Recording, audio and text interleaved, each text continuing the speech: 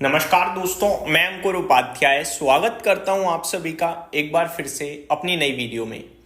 दोस्तों यहां पे आप सभी के साथ बात करने वाला हूं टैरिफ को लेकर।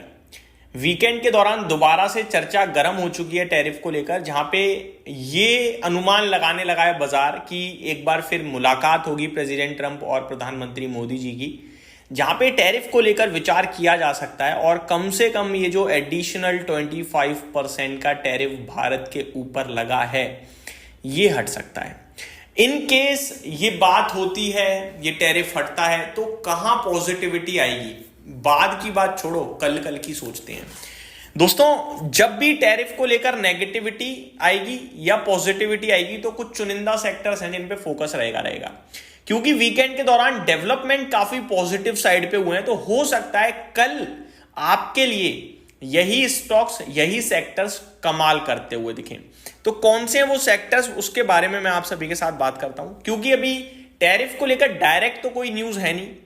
खबरें सिर्फ इतनी है कि इन दोनों के बीच में रिश्ते अच्छे हैं, मुलाकात के बारे में सोच रहे हैं, और जब मुलाकात होगी तो ऑब्वियस है टैरिफ को लेकर चर्चा होगी ही होगी, ऐसा नहीं है नहीं होगी। ये बात अलग है कि इधर से हमारी तरफ से टैरिफ कम करने हटाने की बोला जाए, उधर से कुछ हमसे बोला जाए।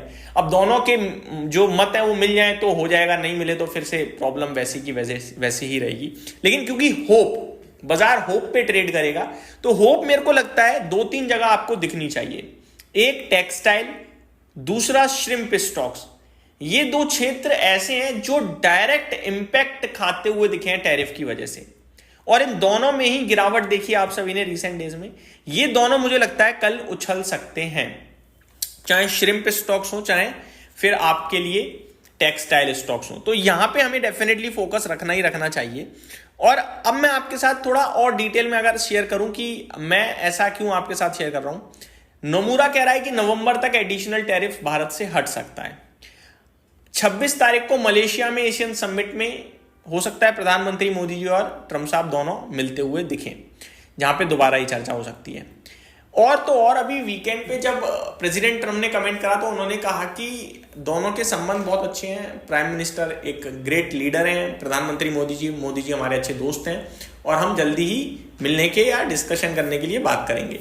इधर से मोदी साहब ने भी कमेंट करा कि जल्दी ही एक मीटिंग शेड्यूल हो सकती है, इस वे में, डायरेक्ट तो नहीं बट इस वे में।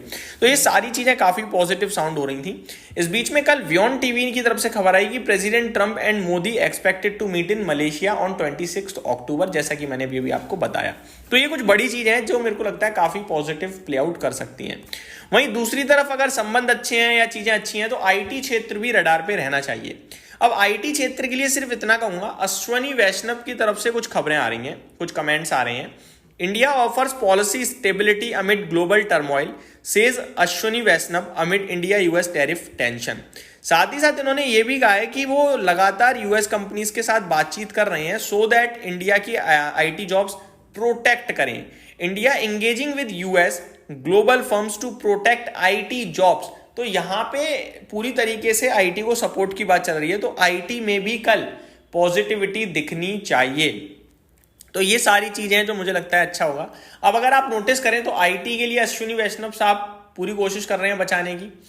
अगर टैरिफ से रिलेटेड खुशी आई तो टेक्सटाइल, श्रिम्प भागेगा। ऑटो में जीएसटी का बूस्ट दिख रहा है आप सभी को। मेटल में इंडस्ट्रियल प्रोडक्शन डेटा कह रहा है बहुत ही तगड़ा है। कंजम्पशन से एफएमसीजी को बूस्ट मिलना चाहिए। तो आपके देश के 6 बड़े दिग्गज सेक्टर लीडरशिप में है, और इन सबको चलाने के लिए बैंक और फाइनेंशियल ऑटोमेटिक आ जाएगा। क्योंकि जब आप इलेक्ट्रॉनिक प्रोडक्ट लेने जाओगे, जब आप कुछ भी खरीदने जाओगे, चाहे वो गाड़ी हो या इलेक्ट्रॉनिक प्रोडक्ट हो, तो आप लोन कराओगे। तो बैंकिंग फाइनेंशियल तो दूर हो ही नहीं सकता, वो तो बैठा ही बैठा है।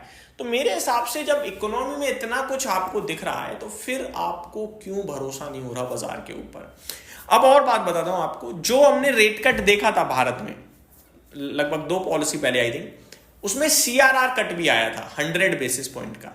और जब सीआरआर कट आया था तो उसमें ऐसा नहीं था वो तब कट कर दिया, तब अनाउंसमेंट थी। सीआरआर 4 फेसेस में भारत में उतरेगा, जिसका पहला फेज सितंबर में है। अब ये सीआरआर क्या है कि बैंकों का पहले अगर 100 रुपए में से आप मान के चलो 1 रुपए आरबीआई के पास जमा रहता था, अब 75 पैसे रहेगा, 25 रुपए और बैंक के पास आ गया। इस तरीके से चार चरणों में बैंकों के पास उनका 1 रुपए आएगा। तो बैंक के पास पैसा जब ज्यादा होगा तो वो ज्यादा लोन बांट पाएगी ना, ऑब्वियस है। तो ये सारी चीजें कहीं ना कहीं बहुत पॉजिटिव रोल आउट प्ले करने वाली हैं। तो मेरे को लगता है आपको भारत पे बुलिश रहना चाहिए, चीजों को समझना चाहिए, लेकिन आपको मिनिमम 2 से 3 क्वार्टर के लिए वेट करना पड़ेगा। कुछ लोग कह रहे थे कि भाई आप 3 महीने पहले भी सेम चीज बोलते थे। भाई बाजार 3 महीने के लिए नहीं होता, बाजार 3 साल के लिए तो मिनिमम होता है। जो निवेशक है ना, निवेशक की परिभाषा ही 3 साल के बाद शुरू होती है। 3 महीने में तो आप और हम क्या जज कर लेंगे। 3 महीने में 1 क्वार्टर के नतीजे आते हैं, और अगर वो नतीजे अच्छे आ जाए तो आपको वेट करना पड़ता है, चाहे शेयर चले ना चले। और नतीजे खराब आ जाए तो आप सोच विचार करोगे कि क्यों खराब आ सकते हैं, मुझे और टाइम देना चाहिए। एक बार में फर्क जज नहीं कर सकते ना आप किसी को। तो 3 महीने शेयर बाजार में इतना सा समय है। अब आप वो बात अलग है कि 3 महीने में जब जब बाजार खुल रहा है आप ऐसे हर सेकंड घड़ी में शेयर का प्राइस देख रहे हो, उससे फर्क नहीं पड़ता ना, उससे कोई फायदा होता। बस इतना ही कहूंगा कि आपको वेट करना पड़ेगा, आपको समय देना पड़ेगा। जब डेवलपमेंट अच्छे हो रहे हैं तो इंपैक्ट उसका आएगा, लेकिन समय लग रहा है। यही समाप्त करता हूं इस वीडियो को। उम्मीद करता हूं डिटेल्स पसंद आई होंगी। Thank you so much for watching this video. Have a great day guys.